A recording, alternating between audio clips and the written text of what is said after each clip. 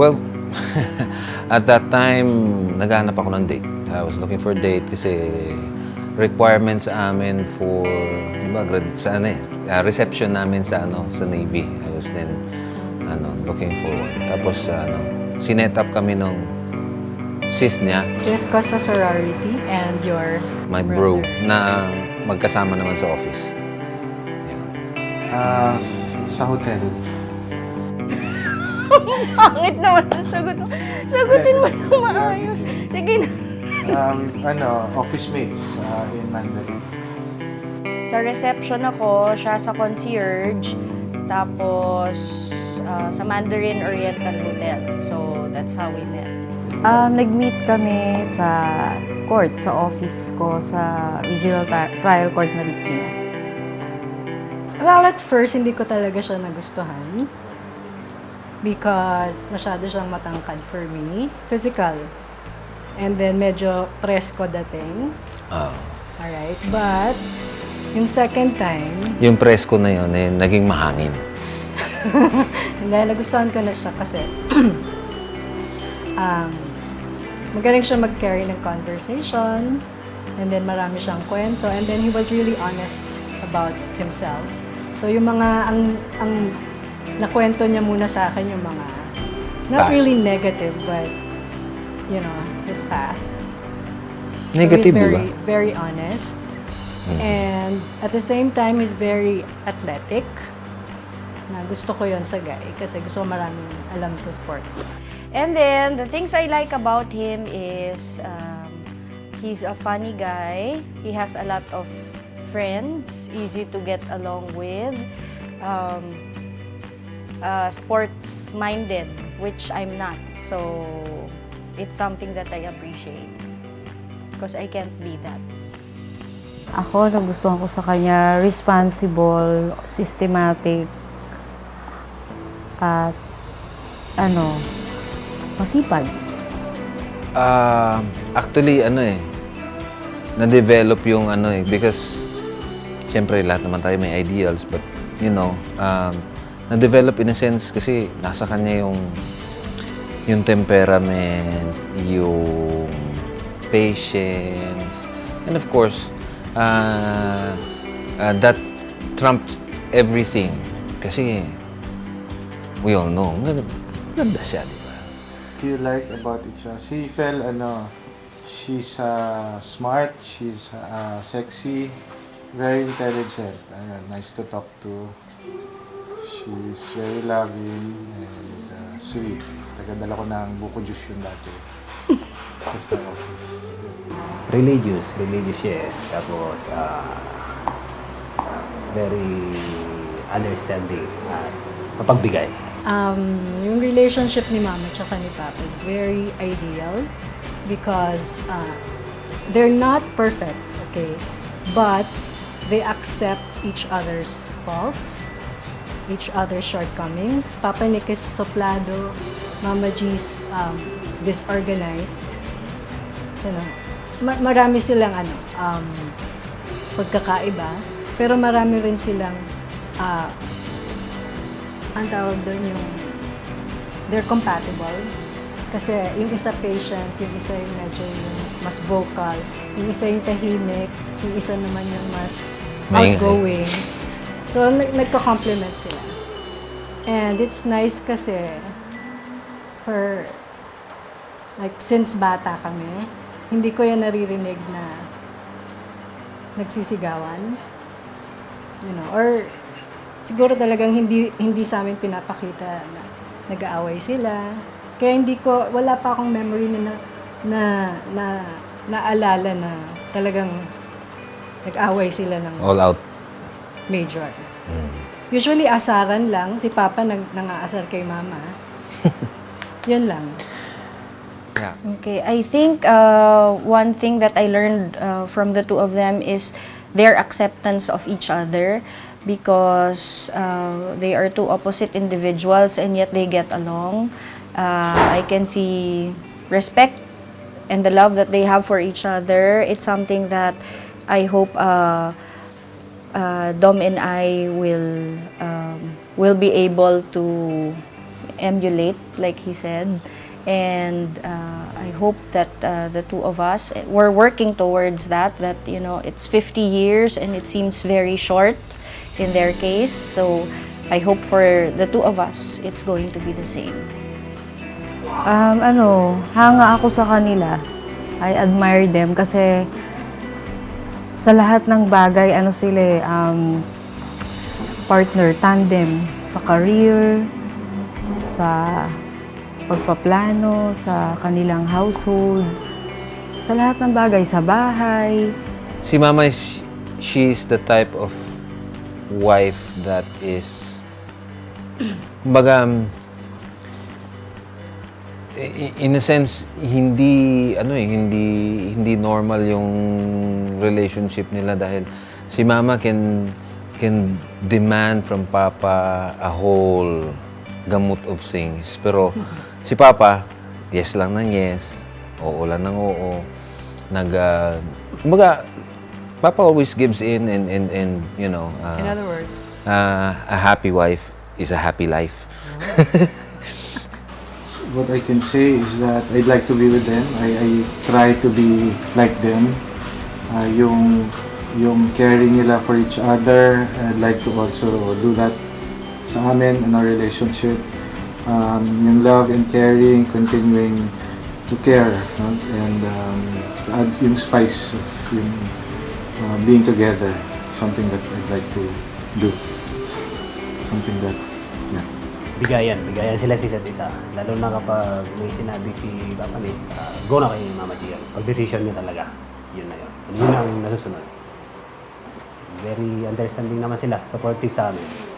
Yun lang naman yung nakikita namin na saka laging nandyan sila sa amin kung kailangan namin sila at may tatanungin, andyan sila magbibigay ng sagot. Naliliwanagan kami sa mga bagay na nanggugulo sa amin. Communication is number one. From what I've learned from them, although indirectly na sinasabi nila that you should talk to each other, but yun, sa tingin ko yun ang magandang advice na na-pick up ko sa kanilang dalawa is to constantly talk to each other, no matter what, how small or how big an event is. You have to talk. Advice. One is open communication. Try to always talk to each other, even if you're really eager to shout. So just communication. Yeah. So it's one thing that they told us to always talk to each other, even at times of difficulty. Second would be yung acceptance. She mentioned about totally different personality, totally different people having that union. Pero learning to accept what she is and what she's not is something that you have to really swallow because you love that person. So those are the two main things that keep on telling me every time they talk to me. Yung hindi ko makakalimutan na sabi nila is intindihin ang isa't isa. Kung ano man yung pagkukulang ang dapat punuan, pag-usapan bago matulog sa gabi. ako ang advice sa akin, because my mom's my life coach. No, bago pa ako kinasal. Sinabi sa akin ni Mama na always, prioritize your husband and, huwag kang gagawa na, magdududa siya or, yung kahit konting, kumbaga wag manggagaling sa'yo. You always have to treat him, like a king. Yun ang sabi sa akin ni Mama. Okay, and marriage is something that you need to really work hard for. But it does not have to be a very difficult task because the key is really enjoying each other's company like both of them do. Hindi ko nakakalimutan yung sinabi ng kasal namin na you have to forgive each other and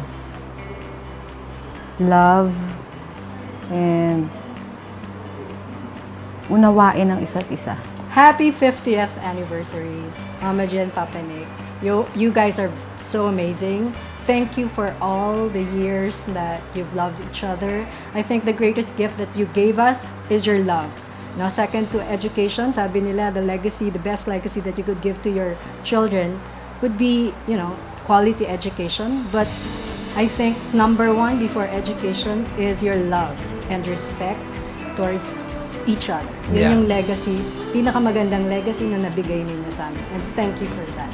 Papa Nick and Mama G, thank you so much because you've been our inspiration. And when we were starting, it wasn't a bed of roses, but you kept us together. Why?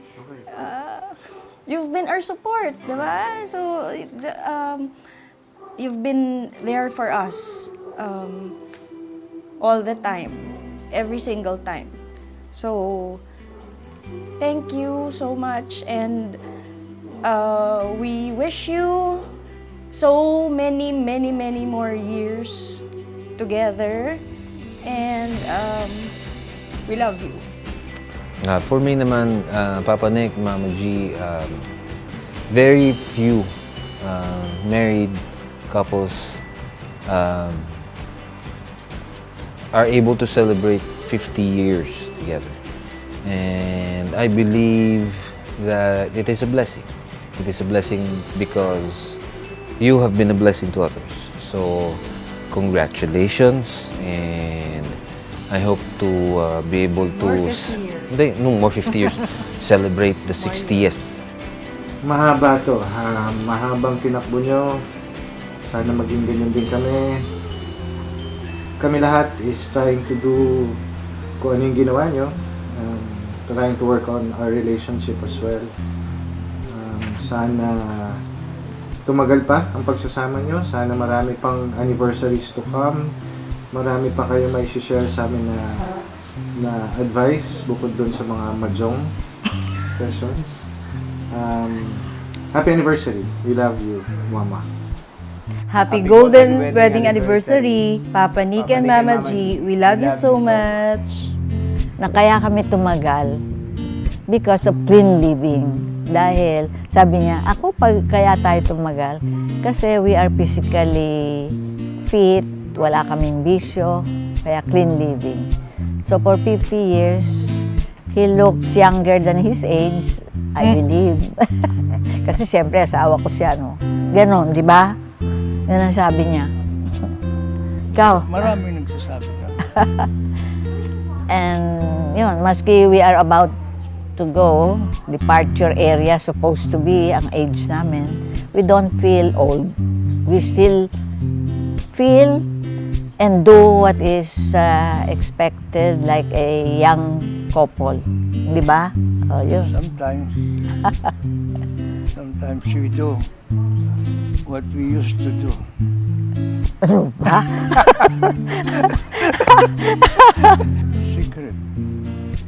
Secret na.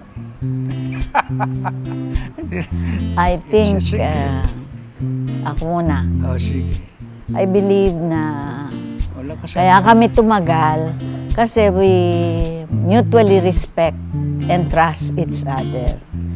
There must be a feeling of commitment. I never in my wildest dream na magsasabi na magkakahiwalay kami. I believe love is forever. Ganun. Ikaw? Correct. It's trust. Yun nga. Wala. Not a small, minute idea na ang wife ko will be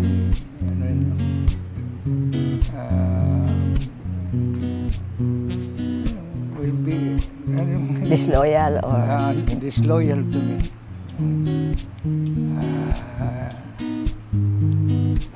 Kaya anywhere she goes, and do not ask who is her companions and what you did in those gatherings. Because I fully trust my wife. Pag sinabi kong I love you, that's forever.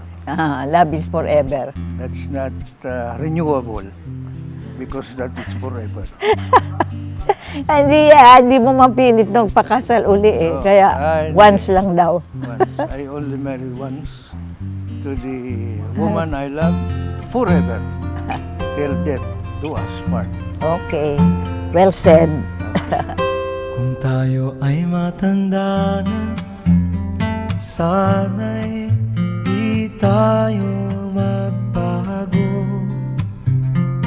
Kailanman, nasaan may ito ang pangarap ko.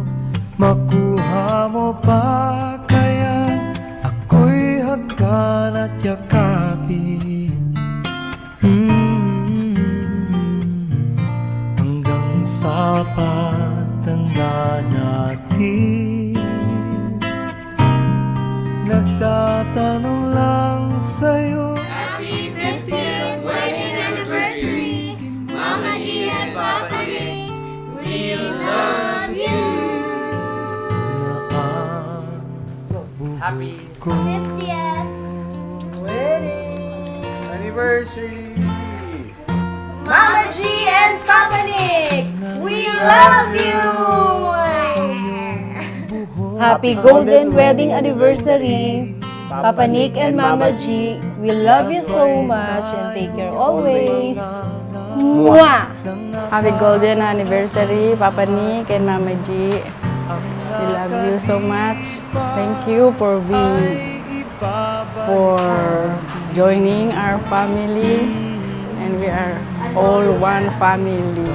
Sana magsama-sama tayo habang buhay. I love you both. Mga chup-chup.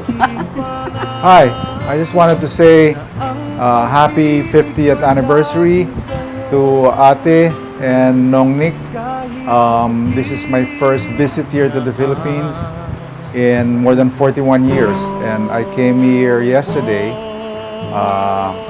I'll be here for a few weeks, but basically I'm celebrating my sister and Manong Nick's anniversary. I wish them the best, and I wish them many, many happy years of good health, fortune, and a very long life. Thank you. Ay ibabalik natin. Ipapaalala ko sa'yo Hindi ako nang bobola, asawa na kita. aking pangako. Si Margo! Lagi sa'yo Anong greeting mo ngayon? kahit maputi. Game. Mama, Mama G G and and Papa Papa Nick. Happy golden anniversary. Sa ganyan kasama yung mga bata. Ito, yung ano dapat. Sorry Hindi kakat naman yun, di ba? Okay lang, lahat yan ikakat. Okay. 1, 2, 3. Ano? Solo ka? Hindi, sama na tayo. Sige. Wala. Walang iwan nun. 1, 2, happy golden anniversary, Mama and Papa Nick, we love you. Ganun na lang. 1, 2, 3. Happy anniversary. Anniversary ko, 50th. Happy golden pala. 1, 2, 3. Happy golden anniversary, Papa Nick and Mama G. Ano po unahin natin? Unahan mo si Mama Papa Nick. Yun nga. Ikaw. 1, 2, 3. Happy anniversary. Happy golden wedding anniversary. Hindi ako pwedeng maging artista. 1, 2, 3. Happy golden anniversary. Okay, ulit. 1, 2, 3. No. Yung happy, dapat may way ka. Okay. Tapos don't say. Domfel Paris. Tapos wag mo ano. Domfel Paris. Paris. Okay, go. Go. Look. Happy. 50th. Ay, wala akong ginawa. Happy 50th. Wedding. Anniversary. Mama G and Papa Nick, we love you. Kulang na!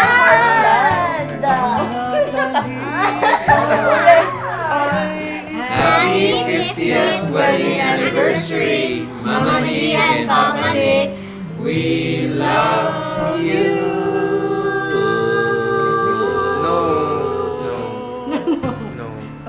Ready? Happy golden. Golden wedding anniversary. 1, 2, 3. Happy golden wedding anniversary, Papa Nick and Mama G. We love you so much and take care always. Oh, mua mua. Relax. Mua. Dali ka. Mua mua. Gagano lang. Mua mua. Mua. O, ikaw din, Isha. Mua, ganon. Parang nagkikis ka. O, ganon kayo. Yan na. Mua. Isa pa, isa pa. Ganon. Ganon. 1, 2, 3.